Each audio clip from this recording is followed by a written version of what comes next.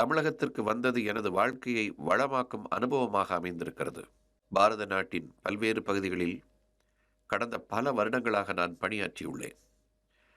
அந்த வருடங்களில் நான் அனுபவங்களால் வளர்ந்திருக்கிறேன். And over the years, grown. I have grown up. My understanding of the country has developed, evolved.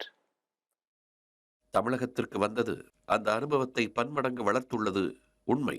கடந்த 40-50 வருடங்களை நாட்டின் தேச பாதுகாப்பு பணிகளில் என்னையே ஈடுபடுத்தி பல பிரச்சனைகளை கையாண்டு வந்தேன்.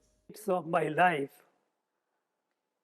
I have spent in areas and dealing with issues which fall broadly in the national security domain. பிரதமர் மோடி என்னிடம் ஆளுநர் பொறுப்பை தந்தபோது நான் உடனே மகிழ்ச்சியுடன் அதனை ஏற்றுக்கொண்டேன். அவர் மீது எனக்கு அளவற்ற மதிப்பும் வியப்பும், அவர் தலைமையின் மீது ஆழமான நம்பிக்கையும் கொண்டவன். நான் இதை குறிப்பிடும் போது Trust in his leadership.